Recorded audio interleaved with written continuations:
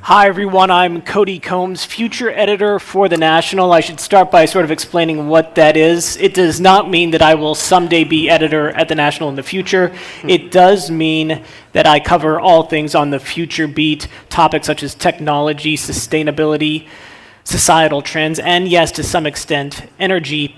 And that's an interesting mix for today's discussion. That's technological pathways toward accelerating our decarbonization goals. This day and age, we have seemingly countless technologies at our fingertips for abating emissions, but it's one thing to have those technologies, and it's quite another to implement them in the real world.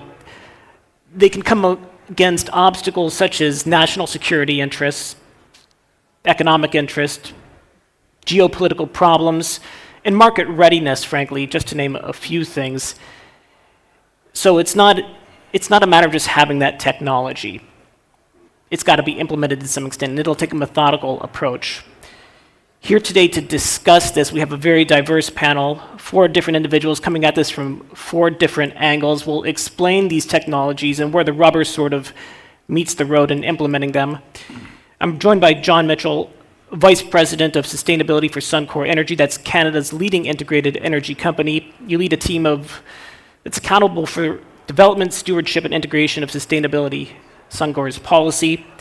Meg Gentle over at HIF Global, you're the executive director. HIF standing for Highly Innovative Fuel, correct me if I'm wrong there. The world's leading eFuels company, developing projects in different parts of the world to fight climate change by producing carbon neutral fuels. I'm also joined by His Excellency, Dr. Fareed Yasmin, climate envoy and advisor to the Prime Minister of Iraq. He was previously ambassador to the United States as well.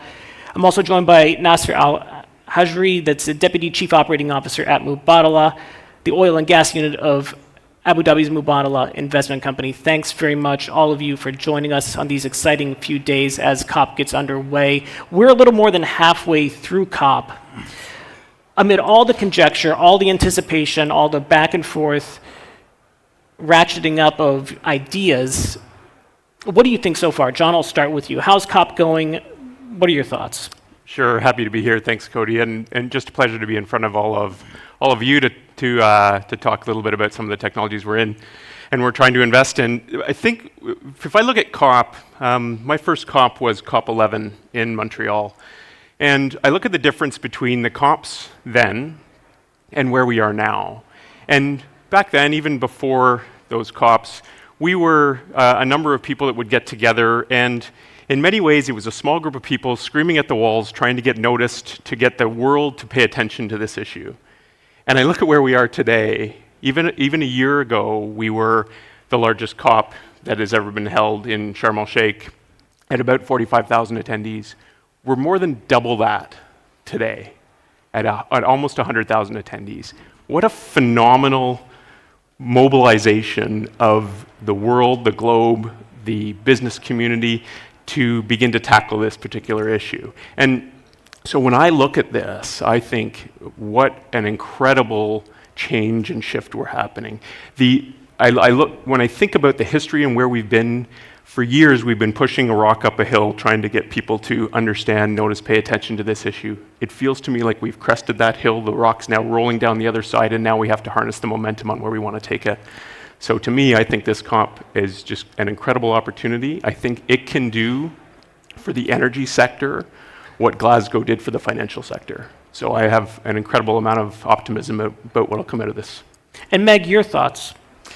I think that, well, first, hats off and thank you to everybody here in the Emirates who organized COP, because it's definitely, the most well-run COP that maybe in the history of COP, I'm not sure. But so I think thank you to everyone for making it hugely successful. But the stark contrast to me is that, the energy companies are actually here. And 2 COPs ago, so Glasgow COP, there were CEOs of oil companies who were told that they were not permitted to attend. And so the inclusion that's happened with this COP is so important for how we move forward on implementation and action, because we cannot make the transition without the energy companies. And so the incredible amount of action that's now happening by industry and highlighted here is the model for going forward. And Dr. Yasmin. Thank you. Thank you for inviting me, and I'm really happy to be here at my 7th COP. My first was COP2. The one I remember was COP3 in Kyoto. And the stark difference that I want to highlight is the attitude of the oil companies then and the oil companies now, and the oil-producing countries then and the oil-producing countries now. And there's a radical change. With regard to Iraq, for example, we were not even members of the COP. We didn't adhere to the convention until 2009. But there was, within people who were in charge, first of all, in Iraq, a denial of environmental issues and a denial of climate change. But now the situation is completely different. Last year has been a signal year because we've had events that would convince any denier. When you have waves, whole weeks of temperatures exceeding 50 degrees centigrade in the shade, makes converts. So now what I sense here is a real sense of commitment. I think people involved with oil now want to be part of the solution. We want to be part of the solution because, frankly, it's in our interest, and beyond that, we have no choice. This part of the world will be in trouble even if we achieve 1.5 degrees, because the rate of temperature growth in this part of the world is much higher than the regular average. Remember, 1.5 is just an average. Naser. First of all, thank you, Cody, and I'm very happy to be here as part of these teams. And thanks for Atlantic Council to pull all these teams together, to put all those organizations with the like-minded people. But I think the teams has already mentioned that, and we keep hearing it from the morning. Sorry. It's inclusive COPs, where everyone has to sit on the tables, everyone has to contribute. If you're not part of the problem, you cannot be part of the solutions. I think that's. But I agree with doctors. I think we've been seen. Maybe I can tell you a story of my town here in Al Ain, where my mother grew some trees, and she noticed that some of those trees in the summer, the leaves of those trees in recent years is becoming very dry. And I think that's because of the heat and because of the climate change. So, as a responsibility and to the society, we have to be part of that. We have to play our roles. And even as a company that's been producing energy, we have to be part of that. Something for the whole panel. What approach should we take trying to understand the future energy mix amid all this new emission abatement technology? I'll start with you, Naser. I think technology will play a major role. We've seen it. We implement it in our organization. We see how technology is helping us to identify, for example, where is the leaks in our facility, where is the methane leaks. We need to make sure that the technology will deliver what's required. And because if you can measure things, you will be able to monitor it, you will be able to address it, you will be able to solve it. I'm very happy to see that the oil and gas company are coming together, 50 oil and gas company coming together. At least they are pledging to a methane reduction or to methane near zero or zero by 2030. I think we have a lot of activity to go. We have a lot of thinking, and this will even provide us some sort of a dynamic to work with the vendors, to work with the partners, operators, different sectors, and to try to see what kind of technology that we can implement in our facility. But also there is also a journey of implementing those technology, if I can. You started screening those technology, you start looking at how those technology can fit in your operations or in your jurisdiction versus the others, because not all the technology. I was just chatting with John here just in back, and we come across some of the technology that can be implemented in some part of the area and cannot be implemented in other part of of the operations. Dr. Yasmin. Well, technology is great. I used to be involved in that.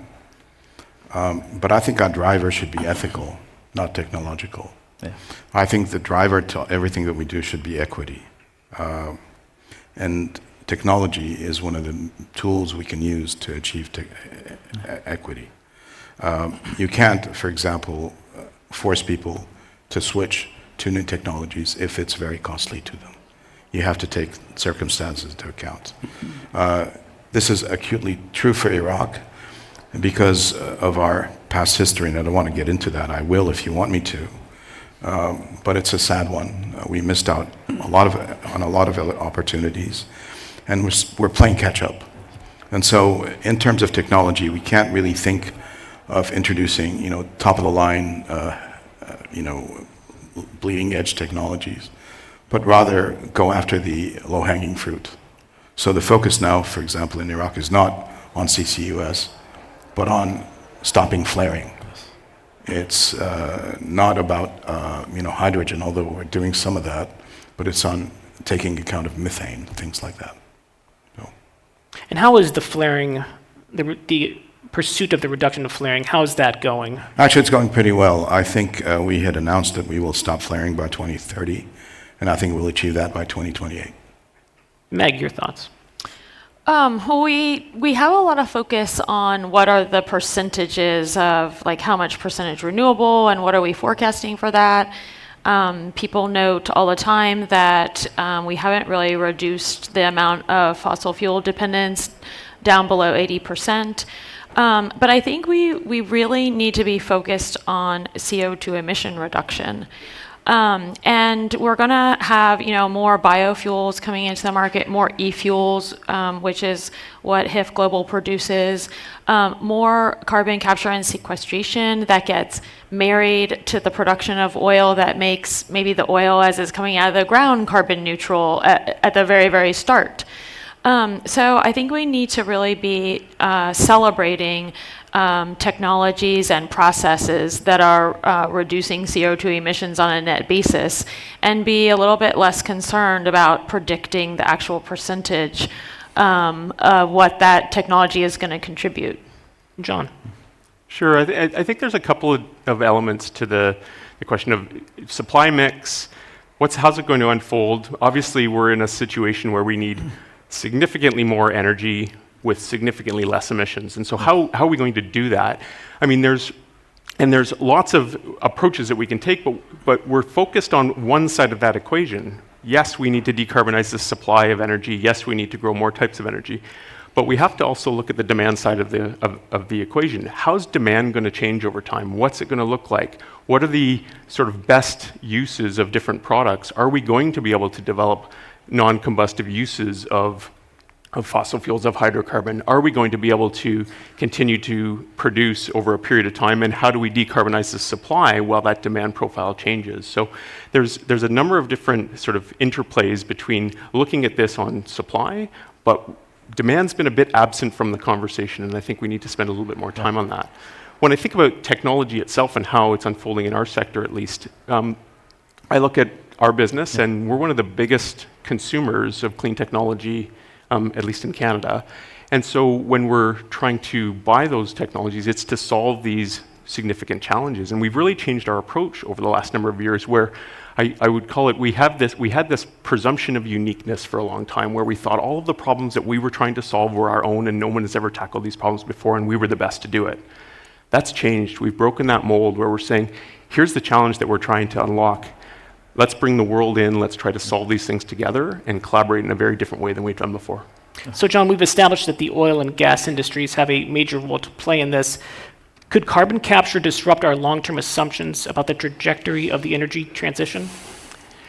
I think whether it disrupts our assumptions or not, or smooths the transition, I'm more in the camp of it smoothing our transition than disrupting the mix over time.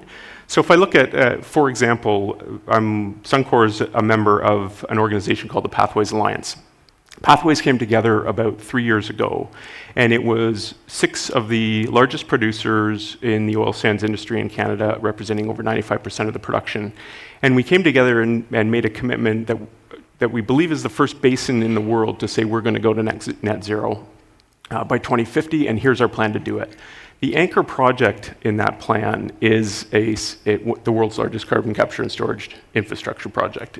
It is 16 facilities, a 400-kilometer pipeline and storage infrastructure that is going to capture by 2030 about 12 megatons of emissions, growing over time post 2030. So we think it can play a significant role in the decarbonization of supply, and as we look at how demand will change over time. Yeah, if you allow me, Cody, I just want to comment on what John mentioned. That's it's very interesting that all form of energy will be required. We are into the growth demand. As Mubadala Energy, we have an operations exist in Southeast Asia, in Indonesia and Malaysia. And we see the demands of the energy there. We see that's the prosperity of the people. They will require more energy, more kind of energy, all kind of energy.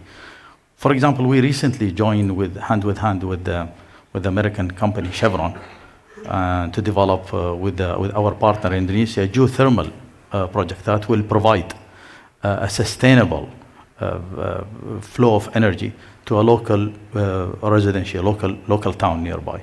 So those kind of technology that's been implemented in oil industry for years and years can be deployed at a different scale, at a different mindset, and capturing those technology to harness the renewable energy, and also to continue providing the energy to the locations or to the area where it's required. And Naser, how would you describe the role of investors in pushing some of this technological transformation in the energy sector? There is always risk. One thing that I know, joining the oil and gas 20 years back and continue, is we have to de-risk our operation. We have to de-risk our daily activities. However, looking at how you deploy the capital is the way that you de-risk it. You started with the pilot project, then you scale up. I think what we need is that we need to ensure that those technology, that's what Doctor mentions, those lead technology can be implemented on a pilot phase, and those pilot phase can be scaled up to a commercial size. And this is where we will see things is happening. I think we are in the right directions, but it requires some focus, and we work all together, all the partners, all the regulators, the host countries, the different element. Maybe sometimes we need college degrees, that can come up and tell us, maybe there is some area here that we can streamline our process or have a technology break. We can see there's small kids right now with unicorn, 1 billion. I have my son. Can I be one of them? I said yes. Please do. Dr. Yasmin, you touched on this a little bit earlier. The political situation in Iraq, some might describe as mercurial. Is the political will there to sort of reach these decarbonization goals, or is that a little bit lofty right now? So I'll make you privy to a conversation the Prime Minister had with somebody who met him recently. A friend of mine is there for a UN mission, and he was really happy that the Prime Minister was well briefed on the subject, and he was concerned that he may have been a little too well briefed in giving him a pat answer. So he switched to Arabic and asked him point blank, what is it that keeps you up at night? And he said flaring. Flaring because in Iraq it is a health hazard to people. And frankly, it's money that we're wasting, yes, huge amounts, and it's bad for the planet. And so I think when I tell you that we are really committed to end flaring, we are and we will. But there's one thing I'd like to add, adding to what my colleague here said, about the need for a mix of energies and energy sources. I regret to say that I discovered very recently that Iraq had a viable wind potential. And so what would be really useful is for every country to go about and do an audit of what is it that it can use within its own territory as useful, clean sources of energy. Geothermal may be one. Yes. Tides, wind. So, And Meg, over at HIF, you guys are on the cutting edge of tech with eFuel.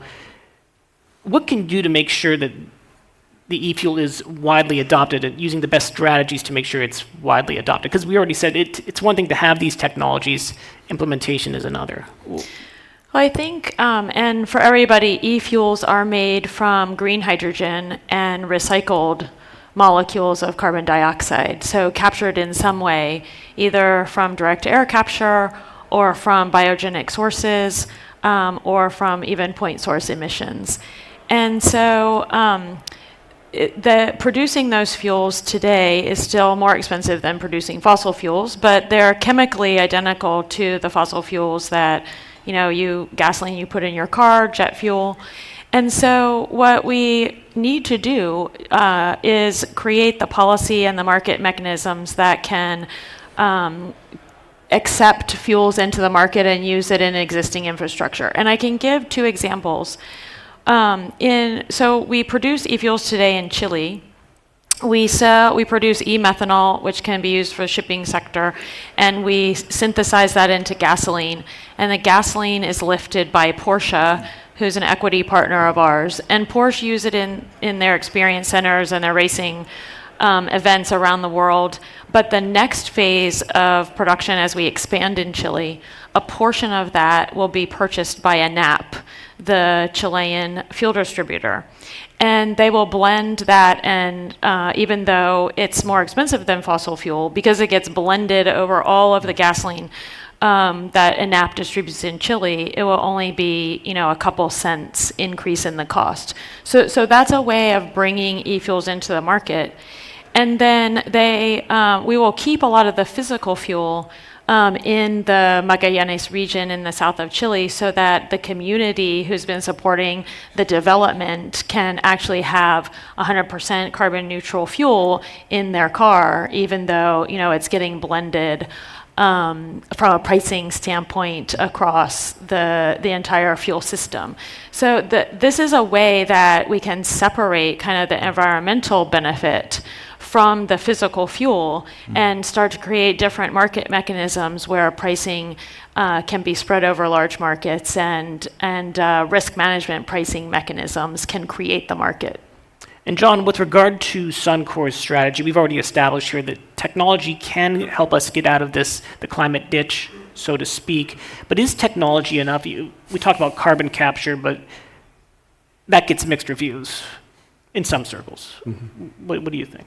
Sure. Well, I think that carbon capture is one of the technologies. And I'm maybe just picking up a little bit on some of Meg's comments, because I think there's a really important point there, and that's how we can use technology to drop into existing infrastructure. And when we can drop these things into existing infrastructure, it creates an incredible opportunity. So I'll look at a couple of examples. One is we're an investor in a sustainable aviation fuel company for exactly those reasons, because that sustainable aviation fuel can drop into existing infrastructure, and that's where we see some significant growth.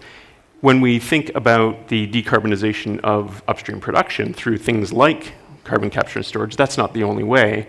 I'll step back and look at Suncor's portfolio. We're a large oil sands producer. We're also one of the biggest power companies in our region. We're the biggest operator we have the biggest renewable fuels facility in Canada, and we're also Canada's largest producer and consumer of hydrogen. And so it's gray hydrogen today, but it's blue hydrogen once we capture the CO2.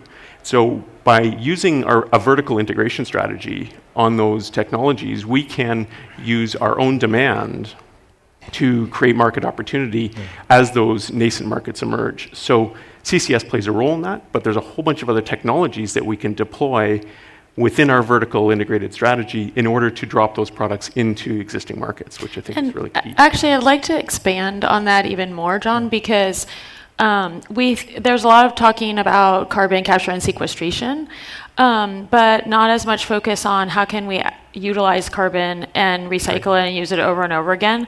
And as we show that this can be done, we should start thinking of the CO2, as an opportunity and an energy source, not solely as a waste product. So there are many, many things that we can do to recycle the CO2 that's already in the atmosphere.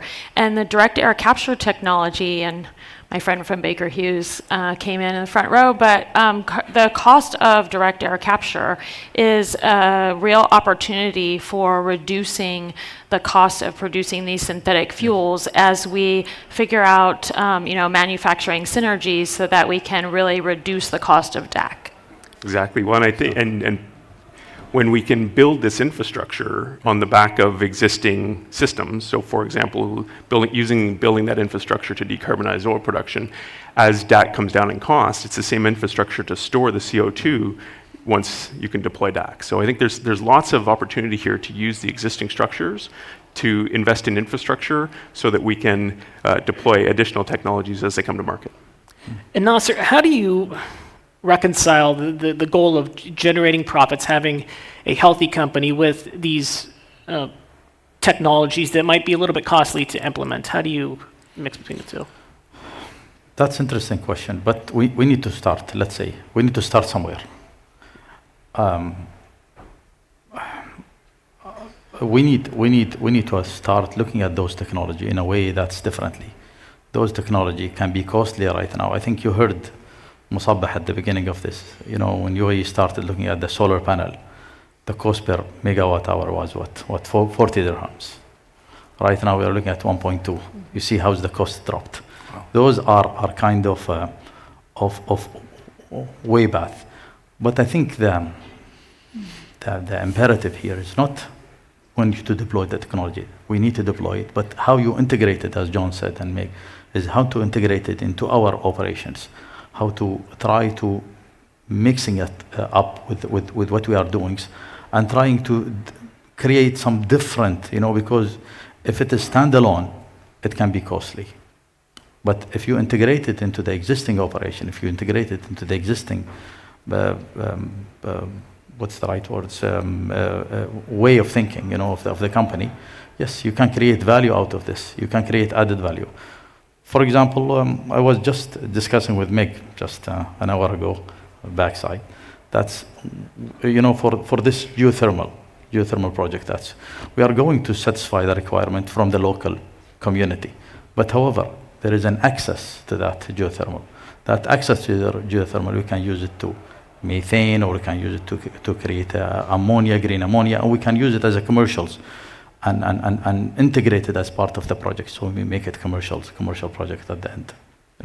And Dr. Yasmin, Iraq being the second largest oil producer in OPEC, fourth largest population in the Arab world, you're seeking to, ratchet up the economy. Obviously, that's priority. Is that going to butt up against some of these goals of implementing these technologies, or is that a false choice? We can't have just one arrow in our quiver. We really have to broaden what we do. So we need to create energy for our consumers. We need to create energy for our industry. We need to create energy cheaply and efficiently because we will need to adapt, and adaptation will require energy, adapt to climate change. But if you'll allow me, there is one source of energy that I think doesn't get the attention that it deserves, or perhaps it gets too much, and that's nuclear energy. And I'm mentioning this because of taste and background, but there are some significant developments that make it reachable and achievable and safe within our lifetimes, and even before many years are gone. In fission, for example, there are people who have developed a series of reactions that yield nuclear ashes that have lifetimes in the order of 100 years, not 1,000. So basically, nuclear waste is a problem that can be solved in a structure that is designed to last 800 years. That's a cathedral, that's a huge mosque. We have things like that. The technology of our ancestors had that. The other thing, and it was alluded to a couple of days ago here at the Atlantic Council, is fusion. And the achievements in the field of fusion have been quite remarkable.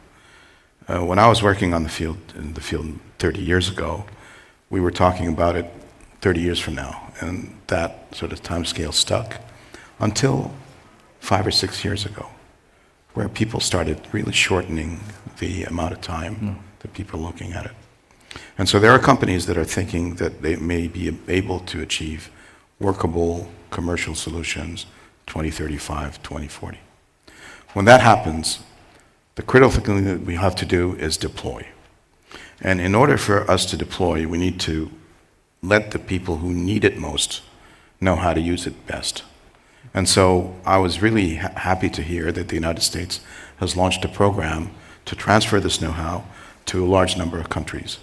But what I'd like to say is that these countries have to include the very large population countries like Nigeria, like Egypt, like India, like Pakistan, that will need the energy and that will need to deploy it very, very quickly. And I hope we will. And it is a silver bullet, but it's a realistic one.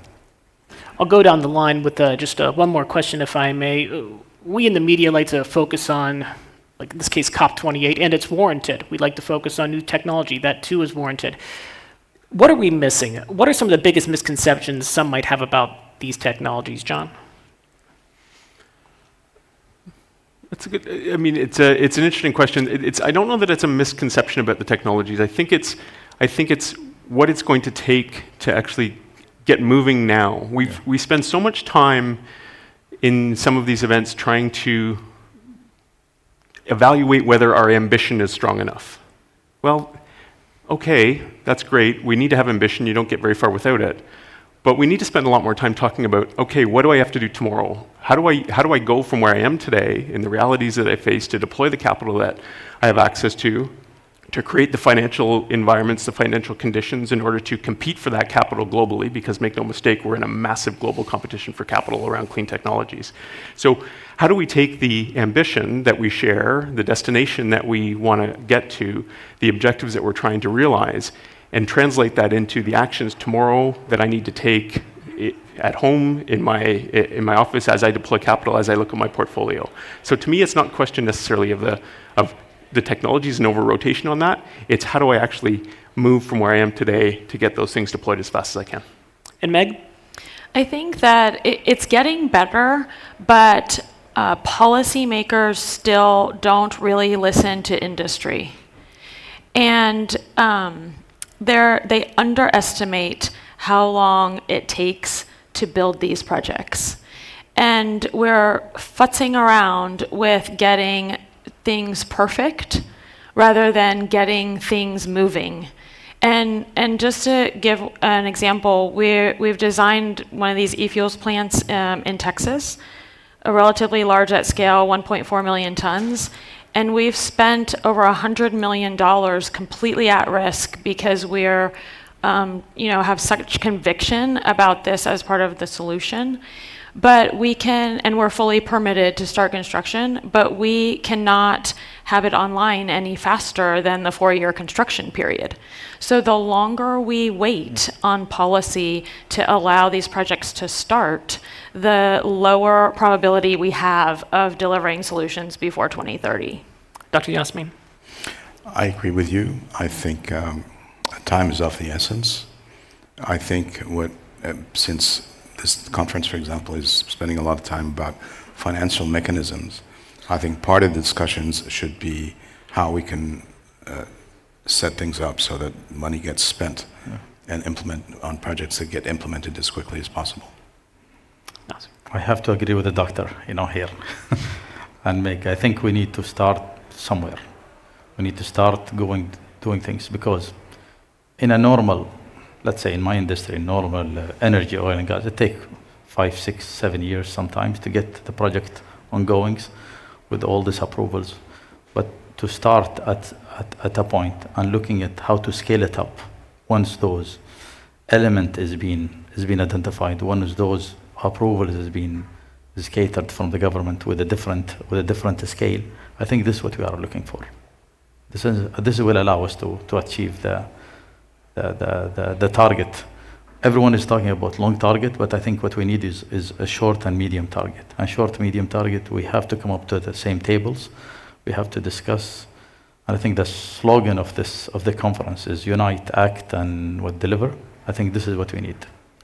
All right, I want to thank this panel who has really enriched this conversation to the nth degree. This is technically at COP28 the day of rest, but we know that the need for energy and the need for climate solutions, of course, does not rest. So I thank you all for attending as well. We cover these topics, energy, business, sustainability, at The National. Check us out at thenationalnews.com. I want to thank you, the audience, again. I'm Cody Combs, future editor for The National. Thank you. Thank you.